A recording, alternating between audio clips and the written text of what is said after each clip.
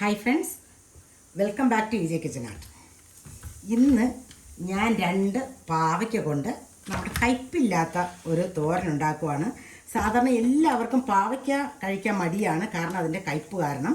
അപ്പം നമുക്ക് കയ്പില്ലാതെ ഈ പാവയ്ക്ക എങ്ങനെ നമുക്ക് തോരൻ വയ്ക്കാൻ നോക്കാം.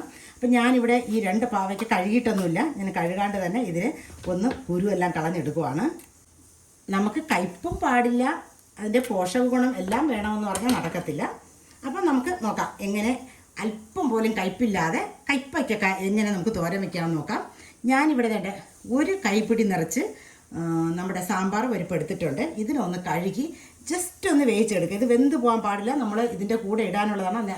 വെന്ത് പോയാൽ കുഴഞ്ഞു പോകും. ഞാൻ പാവയ്ക്ക കുരുവെല്ലാം കളഞ്ഞ് വെച്ചിട്ടുണ്ട്.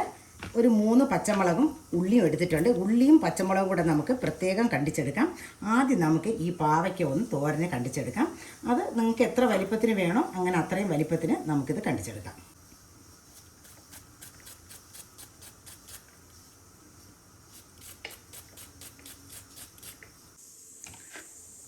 ഞാനിവിടെ പാവയ്ക്ക എല്ലാം നുറുക്കിയെടുത്തിട്ടുണ്ട്.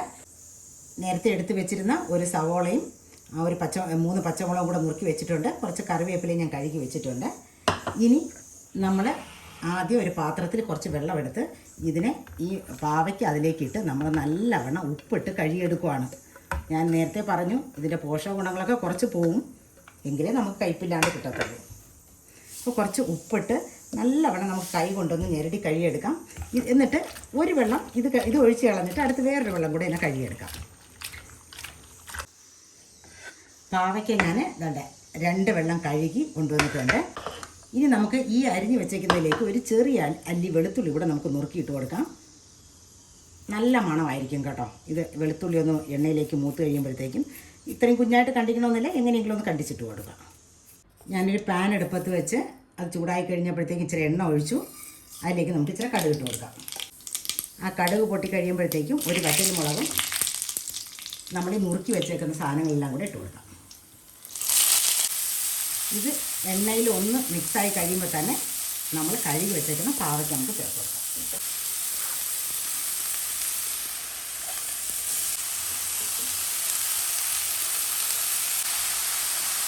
ഇനി ഇതിലേക്ക് ഇച്ചിരി ഉപ്പും കൂടെ ഇട്ട് നമുക്കൊന്ന് അടച്ചു വയ്ക്കാം. ഇതുപോലെ ഇടയ്ക്ക് 1-2 പ്രാവശ്യം നമുക്ക് ഒന്ന് ഇളക്കി വെച്ച് കൊടുക്കാം. ഇനി നമുക്ക് ഇതിനാവശ്യമായിട്ടുള്ള അരപ്പ് തയ്യാറാക്കിയെടുക്കാം. ഞാനിവിടെ ഒരു കൈപ്പിടി തേങ്ങ എടുത്തിട്ടുണ്ട്, ഇച്ചിരി മഞ്ഞൾപ്പൊടിയും ഒരു പിഞ്ച് പൊടിച്ച ജീരകവും കൂടെ ഇട്ടിട്ടുണ്ട്. ഇതിന് നമുക്ക് കൈകൊണ്ട് നല്ലവണ്ണം തിരുമ്മി വയ്ക്കാം.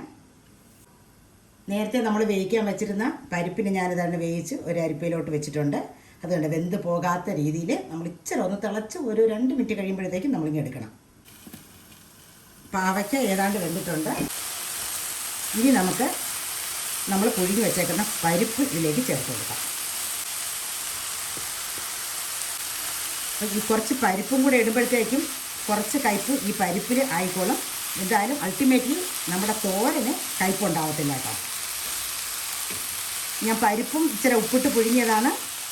നമ്മുടെ പാവയ്ക്കയിൽ ഉപ്പ് ചേർത്തിട്ടുണ്ട്, അതുകൊണ്ട് നമുക്ക് നോക്കിയിട്ട് ഉപ്പിട്ടാൽ മതി. ഇനി നമ്മൾ ഈ തിരിഞ്ഞ് വെച്ചേക്കുന്ന തേങ്ങയിലേക്ക് ഇട്ട് കൊടുക്കാം.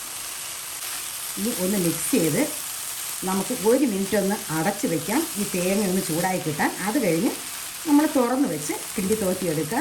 നല്ലൊരു അടിപൊളി കയ്പില്ലാത്ത നമ്മുടെ പാവയ്ക്ക തോരൻ റെഡിയായി. ഇത് കുഞ്ഞു കുട്ടികൾക്ക് കൊടുത്താൽ അവർ കഴിക്കും കേട്ടോ. നമുക്കിനി തുറന്ന് വെച്ച് ഒന്ന് ഇതിന് ചിക്കി തോർത്തി എടുത്താൽ മതി. നല്ല കയ്പില്ലാത്ത അടിപൊളി പാവയ്ക്ക റെഡിയായിട്ടുണ്ട്.